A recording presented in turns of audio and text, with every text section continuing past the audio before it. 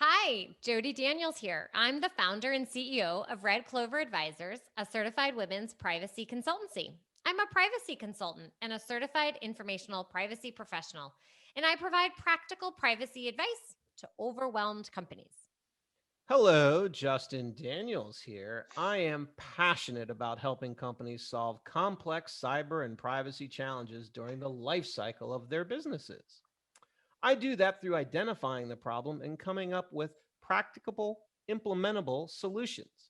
I am a cybersecurity subject matter expert and business attorney. And this episode is brought to you by Red Clover Advisors.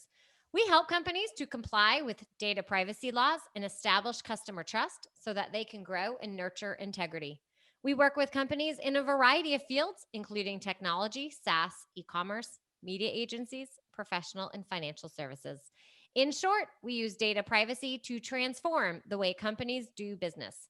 Together, we're creating a future where there is greater trust between companies and consumers. To learn more, visit redcloveradvisors.com.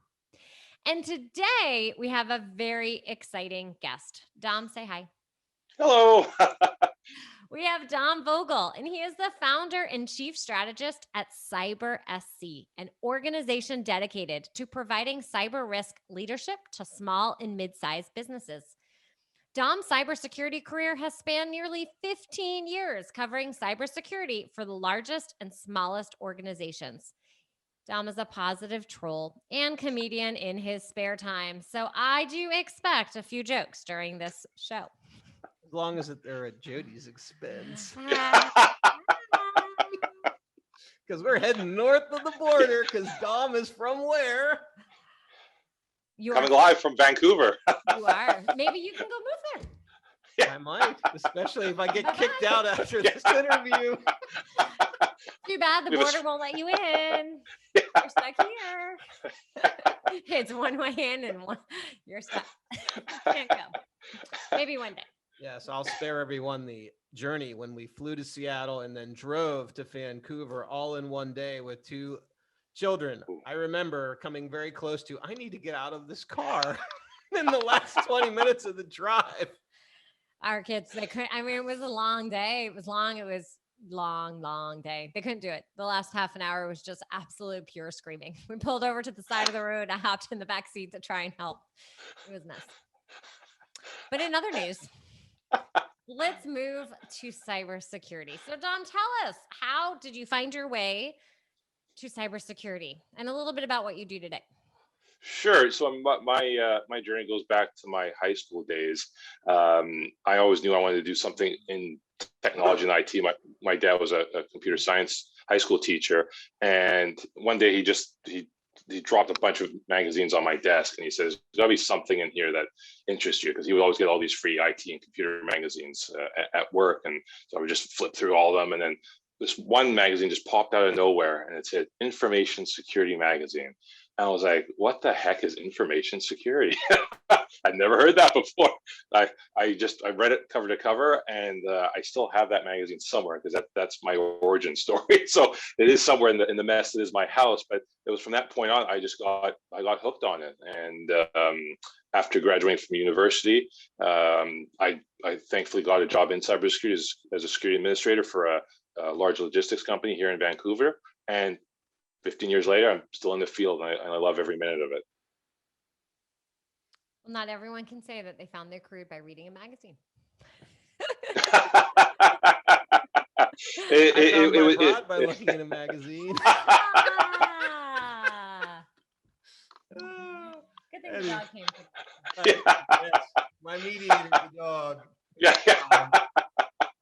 So I think where we'd like to start today, since we're lucky enough to have an international guest, is, we talk about cybersecurity, we talk about privacy, and a lot of times how people and companies approach privacy and security really stems from, well, what is the kind of culture in the country around those two topics? And I'd love to spend a little bit talking about, from your perspective in Canada, working with Canadian companies, US companies, you probably have worked with European ones.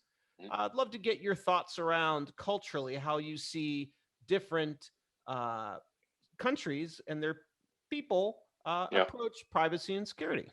Yeah, that's such a good question, and it's really interesting, and especially if you take sort of Europeans, Canadians, and Americans, you can see the spectrum. Basically, any of the Europeans I've ever worked with or worked for, privacy is first and foremost. It is so intertwined with their culture and almost as a basic human right that they lead with it.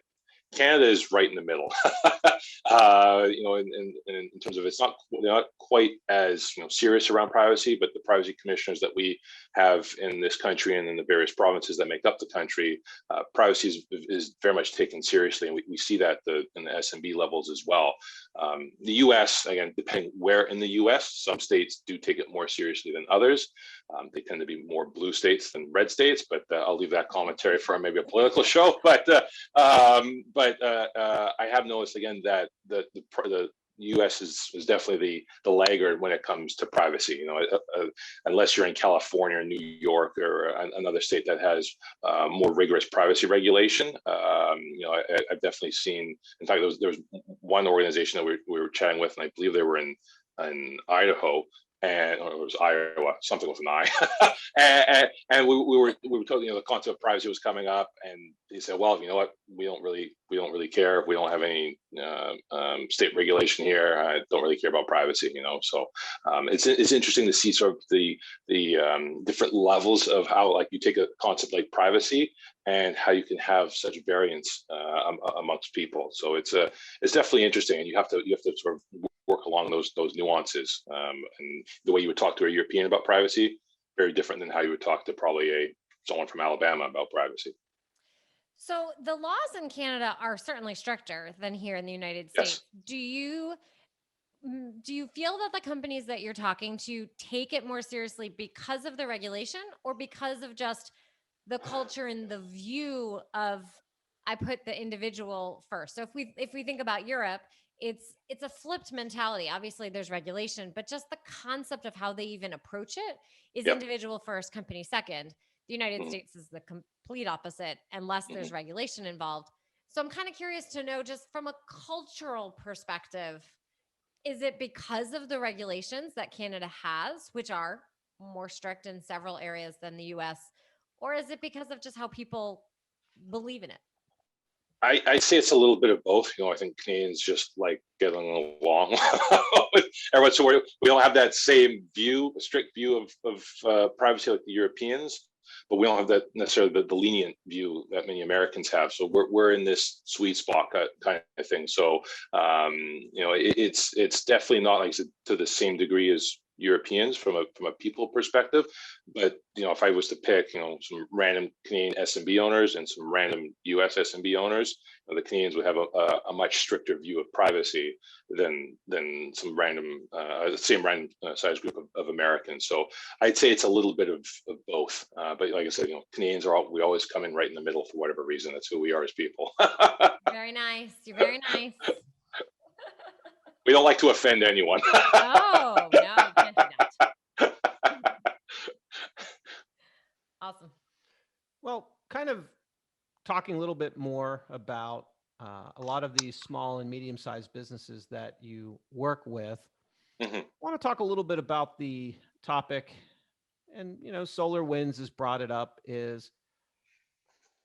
I'd love your perspective on why consistently you see companies who are going to outsource IT, outsource all these different functions, but really don't take the time to think about, my company's security is only as good as my weakest vendor, and yet they don't pay a lot of attention to it. They, have inked the business deal, the contract, they get through it as quickly as possible. They might negotiate and nibble around the edges, and they go about their business. And then when the vendor has a hack and it's ransomware, and now you don't have access to your data, you're like, holy, Jody, fill in the word. Sugar.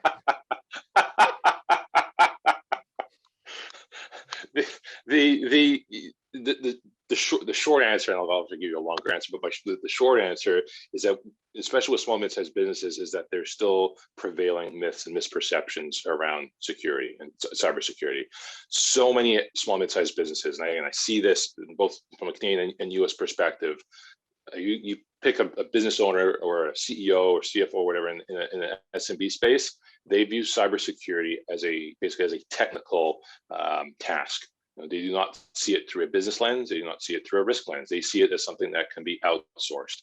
And I cannot tell you how often I still hear it, even in this day and age, of we don't worry about cybersecurity. Our IT service provider handles that, or we have an IT guy who handles that, or my wife's brother handles IT. And it's seen through a lens in which it's out of sight, out of mind, and they don't do any oversight, due diligence, and they don't see any purpose from even a risk management perspective.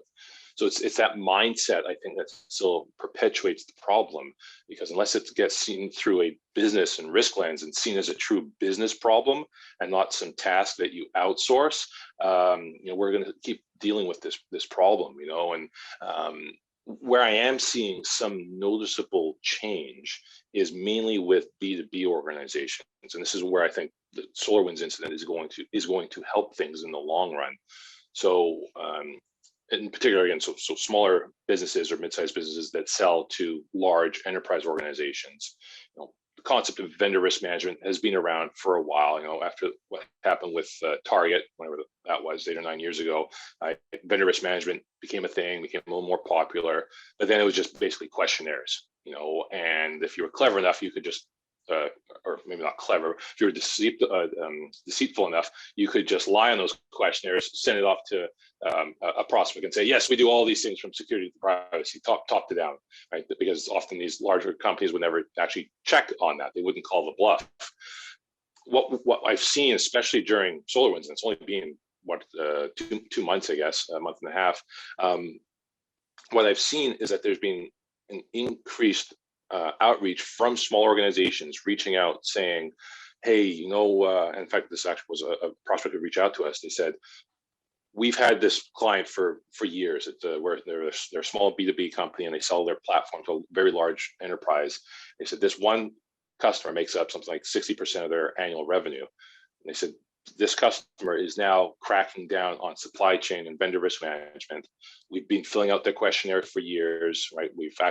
Then they told me we lie on it every year, and now they're actually coming to audit us. They want proof. They want us to see that we're doing what we've claimed that we're doing.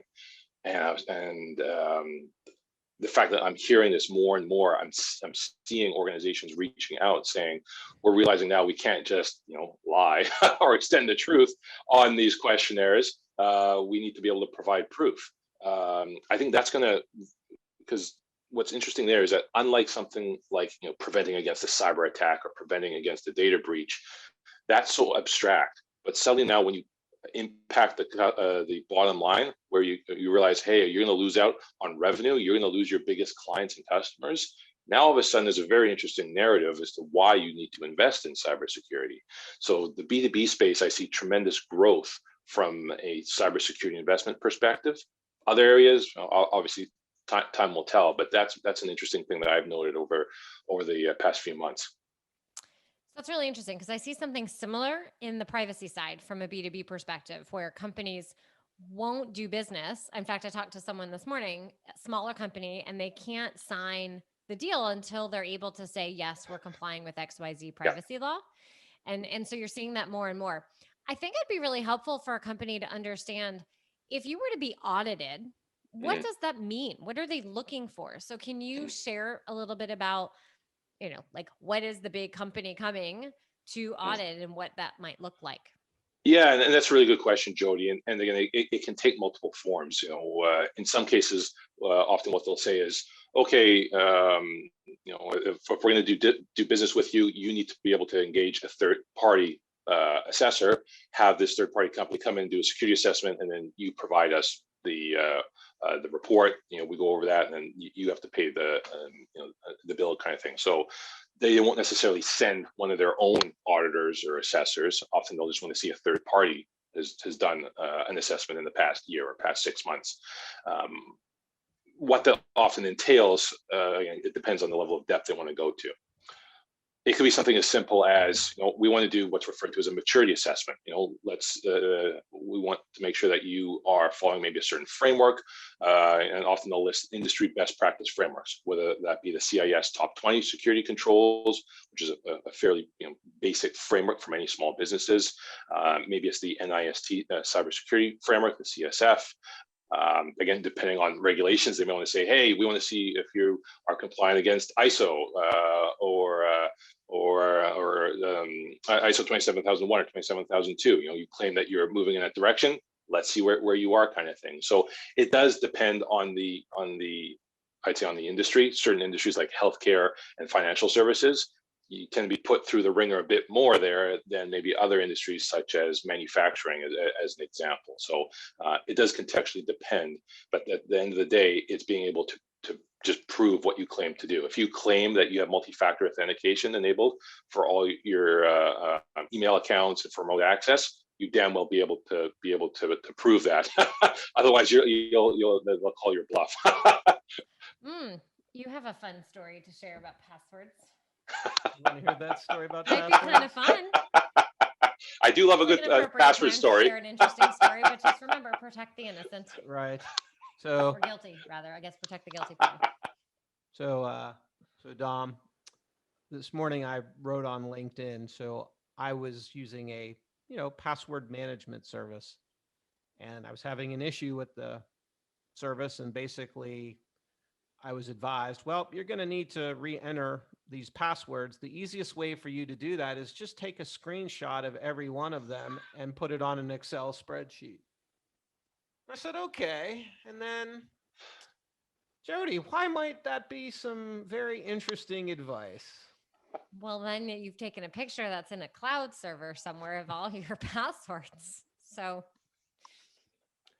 right, it's not very private. So the moral to the story was, from the password people. Right. From the customer service of the password people, that was the advice that I got. And so I did fly that one up the chain and say, hey, you might want to be aware of this email that I received for customer support that when you dug down a little bit, it was not so supportive. Yeah. It's like when the HR person will ask for the social security number in an email. Yeah. Or the, credit card number, and it's all those, it negates everything. It's all very interesting. That often gets categorized as a training issue or training gap. Yes. Maybe you got the newbie. So Dom, the other thing, I'm thinking about as we sit here and chatter away is what happens when one of your customers comes to you either because they're going to be acquired or they're going to be acquiring? Because one of the interesting things that I have seen is when I have a client go out and acquire another company, it is almost never happens that any cyber due diligence is ever done on the vendor ecosystem. And then I've had situations where there is a breach of a vendor in the ecosystem of the company that I've bought. And that's when I find out that my liability to my customer is in far in excess of what that vendor's liability is to me. And my reaction is, oh, sugar. So could you talk a little bit about your perspective and what you see in those instances? You bring up such a interesting concept and topic there, and it's something which obviously, as security practitioners, obviously we would want to see that happen more frequently, that actual due diligence happen. Again, this goes back to what I referenced earlier about the continued misperception or 1995 level thinking of cybersecurity. Again, if it was truly seen as a business risk, just like with any M&A deal, they look at all the risks. They look at financial risk, operational risk, personnel risk. Why in 2021 is cyber risk still not seen that way? The main reason is still many executives and many business people, sorry for using all these air quotes, but all these business people still don't view cyber risk as being a true business risk. It gets buried under, IT, or gets buried under some technical thing, which is often just overlooked. Or it's something we can deal with later. So to me, it's, we can talk about, procedural stuff, or, why it needs to be in there. But to me, it's still all about mindset. Unless the mindset of people in M&A activities, in terms of business executives, in terms of non-technical, non-security / non-privacy people, getting them to the mindset that in the year 2021 and into the future, that cyber risk needs to be treated as such, as a business risk. Until we change that mindset, we're just still chattering. So it's so important for that mindset to change. I've seen it changing slightly. We've actually had more private equity firms reach out to us during 2020 than all our previous years combined. They're starting to ask questions such as, we're worried about the cyber risk in our portfolio of companies. What can we do to assess it? So the fact that these questions are starting to be asked is a good indicator that we're moving in that direction. How fast are we moving? Not very. It's sort of the somewhat of the turning around the Titanic, not quite sinking yet, but it's a very slow move. There's a lot of inertia to overcome, but it is certainly very encouraging to see these types of organizations ask these questions, because I didn't see that as little as late 2019 or 2020. So it's encouraging to see that. So Dom, I'm just curious, when somebody asks you, or if I'm the buyer and I say, Dom, as part of my due diligence, I'd like to get access to your network and put sensors and do due diligence on it. What is your reaction to that? Yes or no answer for you. But to me, the reaction would be yes. Let's do that. And again, to me, when we're talking about doing an assessment, there's two parts to me. There's the, let's open up the hood and let's look at all the technical stuff. Let's run some technical vulnerability assessments, scanners, what have you. That's important. But equally important is looking at it from a governance, risk, and compliance perspective.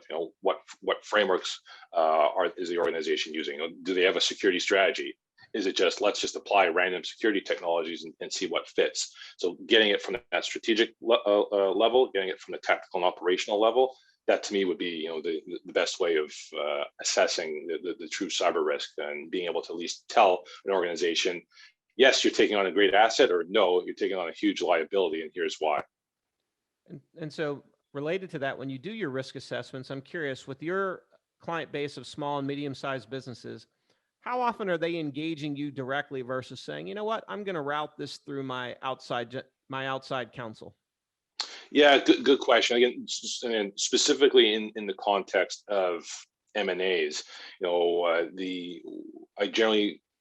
generally only seeing that M&A stuff come through either the private equity firm or the acquirer, not necessarily from an organization that wants to best prepare themselves to be acquired. That would always be a great use case, I think, for organizations to be more prepared. But the two use cases we're seeing is mainly through either a private equity firm who is either in the process of bringing that company into their portfolio, or they've already done so and sort of want to do it retroactively, which is it's not a great idea, but it's certainly better than not looking at all. So it does sort of depend. But in terms of broader SMBs, in terms of why they reach out to us, one of the things that I've really noticed amongst small and mid-sized businesses, especially during the pandemic, is that proactive investment in cybersecurity has plummeted. It's pretty much, I'm going to say 98% of the clients we have onboarded since mid-March 2020, so the onset of the pandemic, have come to us reactively. And reactively either because A, they are mired in ransomware, and ransomware is the digital fire which is destroying many Canadian and US small mid-sized businesses. I'm going to say probably 2/3 of the organizations that came to us in 2020 did so because of either they were immediately dealing with ransomware or shortly after the scorched earth policy took effect, and they were trying to rebuild and figure out how do we prevent this from happening again. Other organizations reached out because there was a potential data breach, or others were reaching out because they were needing to prove compliance or prove their security capabilities from a B2B perspective. Again, these are all reactive situations. We went from in 2019 having a relatively, let's say maybe 60-40 balance. 40% of the clients that would reach out to us, or prospects that reach out to us, were doing so proactively. 2020 and so far in 2021, it has been very reactive. Part of that may be due to the fact that SMBs were stretched very thin during the pandemic, but it's been very interesting to see sort of that proactive balance just disappear. Many small and mid-sized businesses are purely reacting to cybersecurity investment right now. You had said something that there was a significant number of SMBs that were, I think you used the word decimated, due to ransomware. And I was wondering if you could share a little bit more about, the types of businesses, and are they done? They're not able to come back to life, or it's just whatever you can share so people understand the severity of it. Absolutely. And what we've seen, especially during 2020, was I'll refer to it being almost like the great equalizer, in which it doesn't really matter what sector you were in. We saw ransomware affecting organizations in pretty much every sector. We even saw it with farming organizations, manufacturing, education sector, public, private. It didn't really matter. It truly is the great equalizer that way. And two stories, quick stories, which I'll share. One of which was, there was a real estate development firm here in Vancouver that reached out to us, and they were in the final stages of completing a massive multi-$100 million building, but they were unable to get the final documents to send off for inspection to get final sign off from the city, and their server had been hit by ransomware, and they had been unable to recover it. And they called us 3 weeks in, saying, we've been unable to access this for 3 weeks. Can you help us? And my first question with ransomware is always, what's your backup situation? If it's been 3 weeks and you haven't recovered anything, I'm taking the guess that it's pretty crappy, but that's always my first question. So they said, we don't know, can you talk to our IT service provider? And I said, sure. So I talked with their IT service provider, and the first thing this guy said was, we back up every night. We have daily backups. We back up all the critical data. There's nothing to worry about. And I said, well, why am I here? Why am I talking to you then? He said, well, the last good data backup was actually in February. This discussion I was having was in late October. And I said, why didn't you lead with that, you idiot? Why would you tell me you have such a great data backup wait a architecture? second, Dom. Let me also tell you, as the service provider talking to you on the phone, my limitation of liability is $20,000. So sorry. And this is where there's that notion too, again, about understanding, viewing it through a risk lens. This business, they just blindly trusted their IT service provider, right? Had they done sufficient due diligence, had they done sufficient governance, just something as simple as, when was the last time a data backup was tested, right? Was that test successful? Right? We're not asking rocket science questions, right? We're not trying to send someone to Mars. Like, this is fairly straightforward stuff. Had that basic level of due diligence and governance and oversight occurred, they would have known that the data backups were not working, and then they could have checked it to find out why and had a proper restore process. So with that one there, they were pretty much out of luck, and they as an organization, they refused to do anything about it, and they actually ended up paying the ransom to get access back to those files. Again, Dom, in that organization you just mentioned, they outsourced it to IT. So who was responsible for that relationship within the organization, since they're in real estate and they don't think they're in the data business, but we're all in the data business. So I'm just curious if you could, how did that work? It was the CFO, and what happened there, especially with this particular firm, this was a family organization. It had been a family-run organization for years. The CFO was first close friends with the father who had handed the reins off to his son, and this guy had been the CFO for years, you know. And again, he could do no wrong, and that's where, again, when there's a lack of accountability, when there's and that's why for me, when I assess security, I don't even ask technical questions first. The first thing I look at and I talk to the CEO, CFO, COO is the accountability, is the oversight and governance there. If it's not, I don't need to do a technical assessment. I'm going to save my time and I'll save the money. I'm going to say your organization likely sucks at security, because I can tell just by talking to you. You know, so it's I'm a firm believer in that, and in that you'll see it very apparently when you talk to the executives and talk to the board if they have one. The other quick story that I'll share was it's a manufacturing firm, also based here in Greater Vancouver. It was, again, family-run organization. It had been started something like 40 or 50 years ago. The founder and the person who grew it, he had died about 3 years ago, and he handed it off to his wife. You know, and his wife didn't want to sell the company. She wanted to continue it, you know, to continue his legacy. And, you know, she kept running it. And her daughter was also, you know, helping her with operations. And they too got hit by ransomware.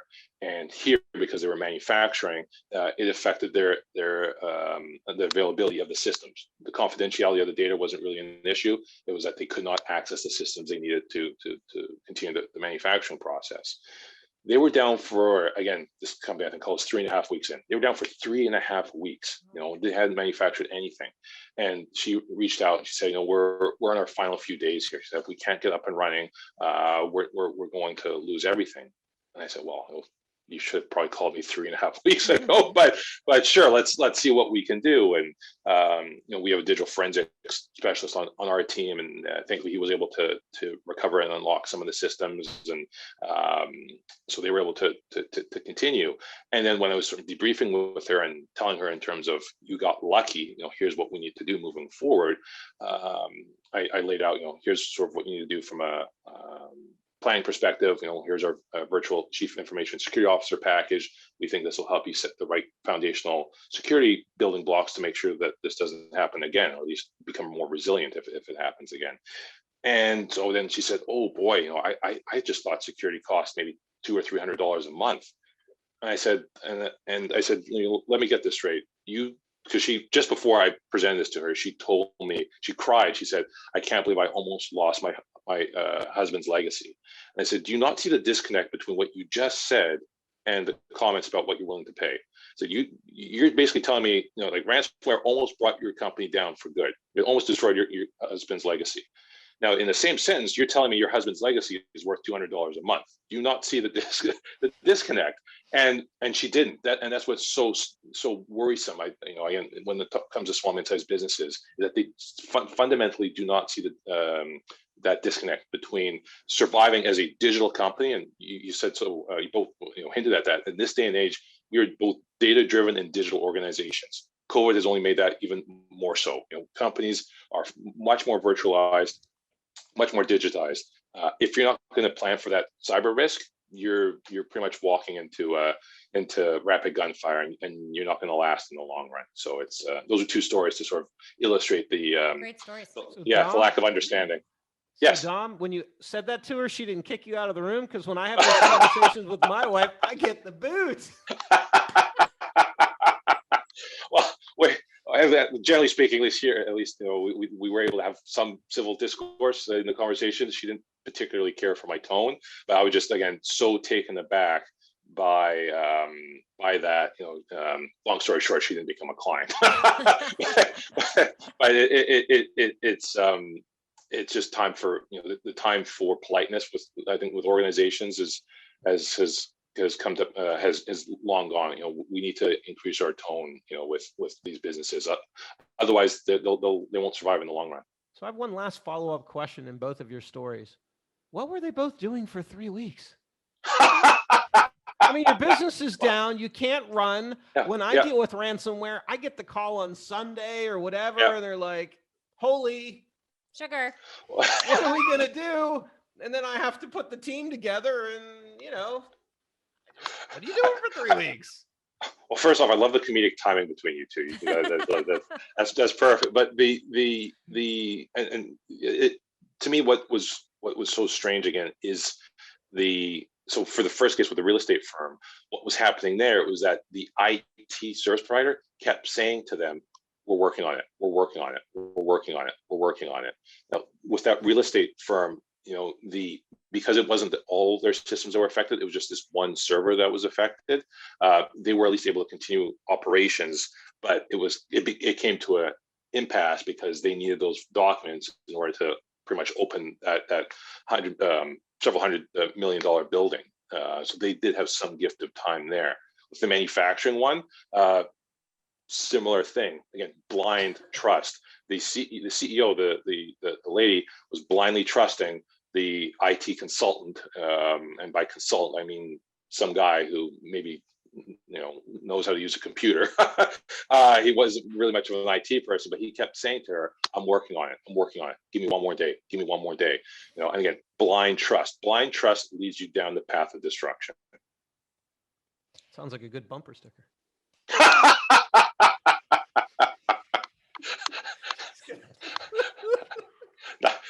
Nicely said. I like that. With all these stories of what you see all day long of companies doing what they shouldn't be, what is your best privacy tip that you offer your family, your friends, those closest to you, dogs in the background? Blind trust leads down. I said best personal privacy tip. Best personal. Don't listen to me.